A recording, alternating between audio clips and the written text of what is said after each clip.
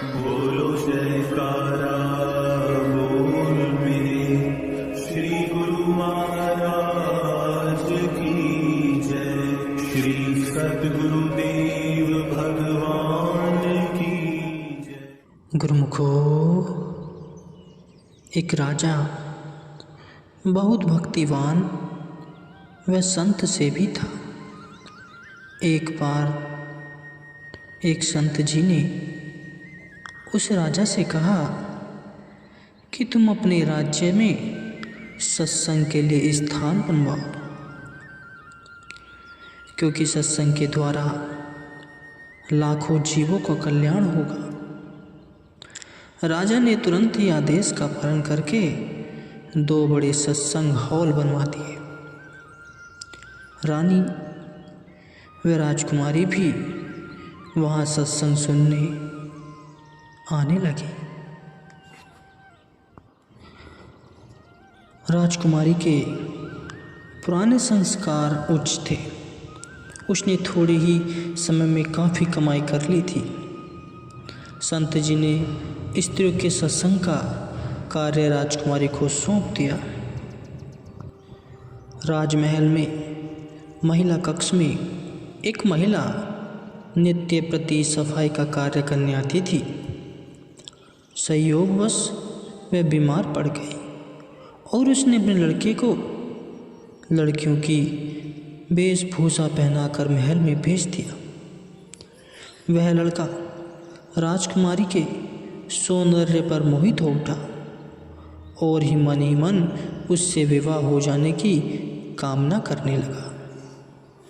घर आकर वह लेट गया। उसका खाना पीना सब छूट गया। मन में एक ही लटक है कि किसी प्रकार से राजकुमारी से विवाह हो जाए।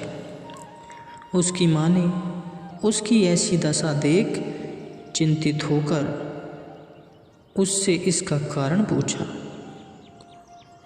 तो उस लड़के ने कहा कि यदि मुझे जीवित देखना चाहती हो तो राजकुमारी से मेरा विवाह करवा दो।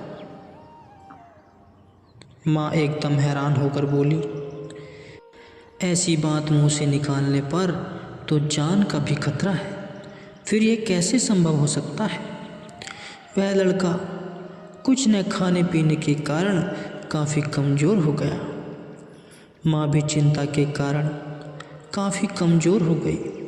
उसका रंग भी पीला पड़ गया।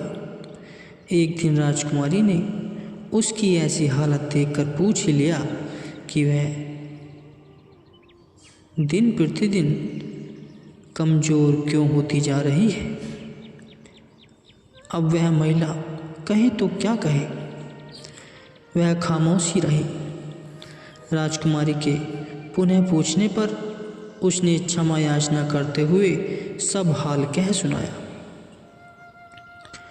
राजकुमारी ने शांत स्वर में उसे कहा कि अपने बेटे से कह दो कि राजकुमारी ने हाँ कर दी है, लेकिन विवाह से पहले मैं एक अक्षर का मंत्र दे रही हूँ। उससे कहना कि 40 दिन तक इसका निरंतर अभ्यास करे। कोई उसके आगे कुछ भी लाकर भेंट करे, पर वह इन बातों से बिल्कुल बेखबर होकर अखंड समाधि लगाकर बैठे। उस महिला ने अपने बेटे से आकर सारी बात की।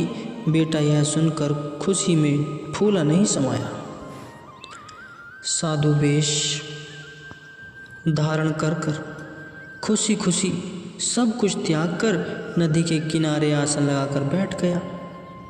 जैसे जैसे सुरती नाम में जुड़ती गई, अंतर की मैल धुलती गई,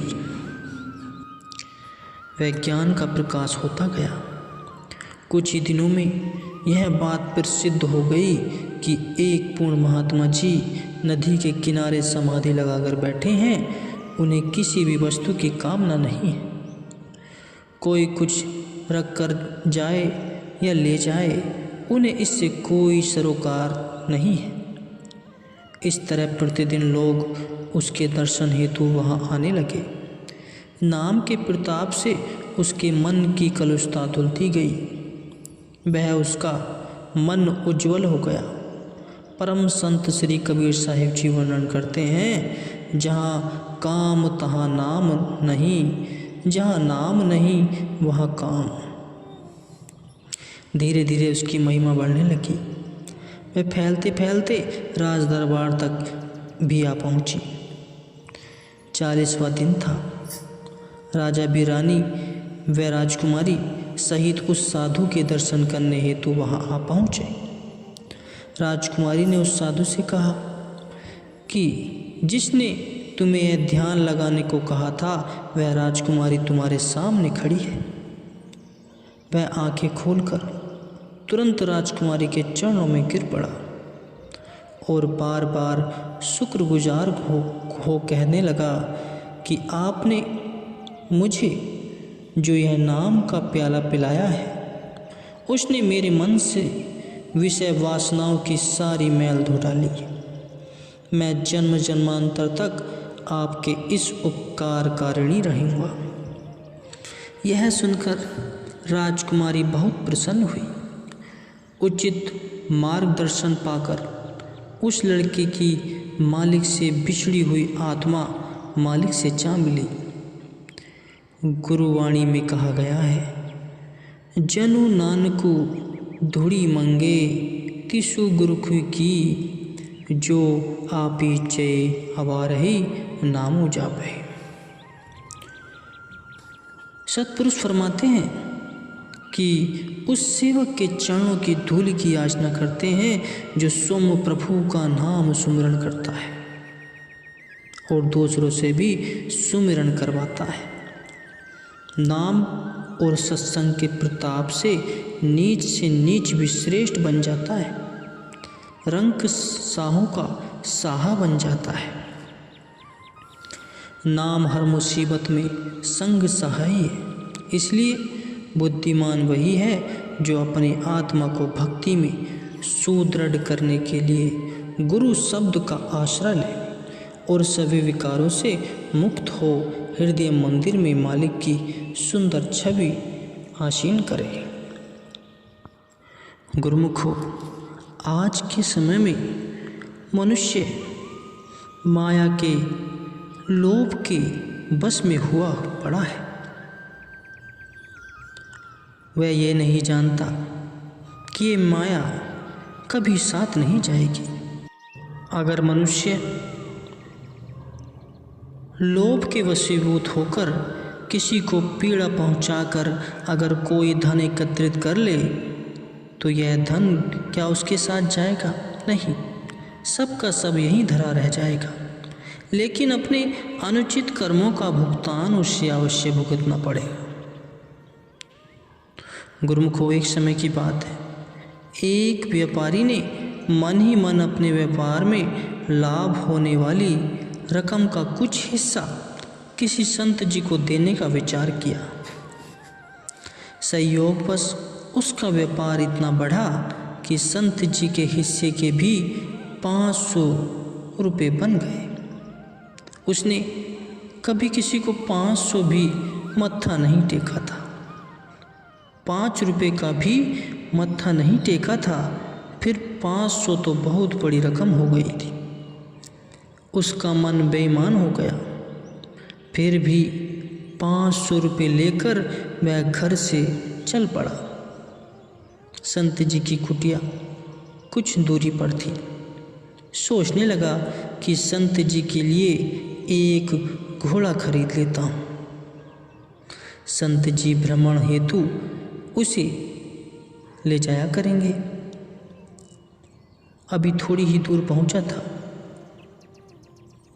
कि सोचने लगा, गाय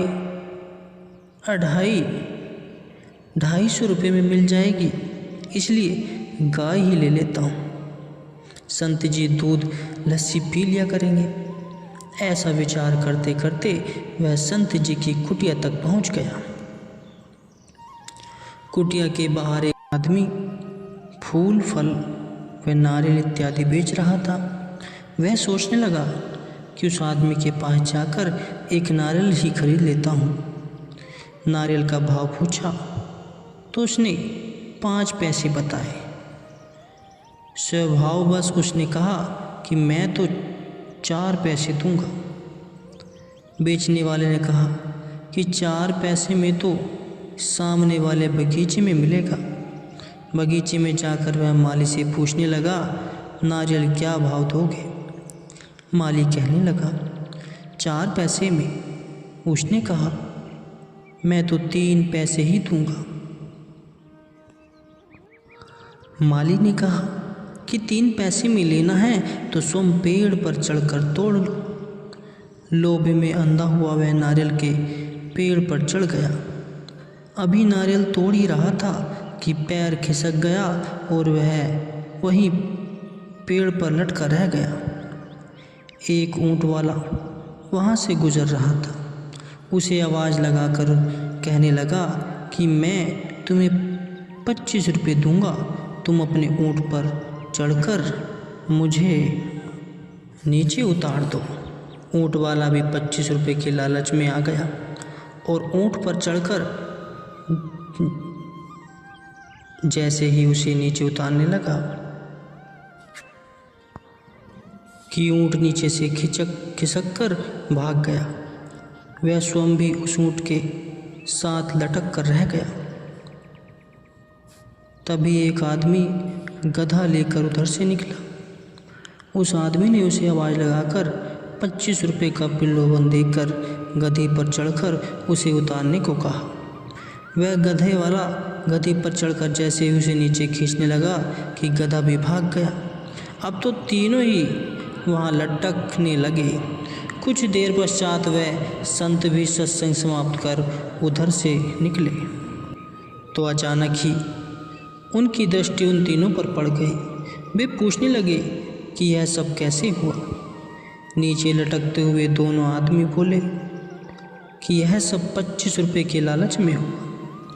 माली ने वहाँ पहुंचकर सब उनकी यह दशा देखी तो बोला कि जो एक पैसा बचाने के लिए पेड़ पर चढ़ सका, उसके 50-25 रुपये कहाँ से आए। ऊपर लटके व्यापारी ने जब यह सुना तो आवेश में आकर जेब में से जैसे ही रुपये निकालने लगा कि उसका हाथ छूट गया। हाथ छूट जाने के कारण बाकी के दोनों आदमियों समेत धड़ाम से नीचे गिरे और तीनों वहीं ढेर हो गए। संतों ने कहा है, अधिक लोभ न कीजिए, अधिक लोभ है मलीन, 1 टके के कारणे लटक गए मुई नर 3। केवल 1 टके ने 3 आदमियों की जान ले ली। यह हुआ लोभी के शरीर का मोल। ऐसा धन संचय करने का क्या अर्थ जो जीवन ही शेष न रहे। अमूल्य श्वासों का खजाना हाथ से गंवाकर जीवन की हानि कर लेने में कोई लाभ नहीं है। परम संत श्री कबीर साहिब जी अपनी वाणी में कहते हैं, जब मन लागा लोभ से गया विषय में मोए, कही कबीर विचार के कस भक्ति धन होए। फरमाते हैं कि लोभ में गलतान हुआ मन सदैव विश्व की ओर आकृष्ट हो जाता है। ऐसे में भक्ति का धन किस प्रकार प्राप्त हो सकता है। इसलिए सच्चे धन को पाने के लिए जीव को मन से झूठे धन का लोभ हटाना अत्यावश्यक है गुरुमुखों।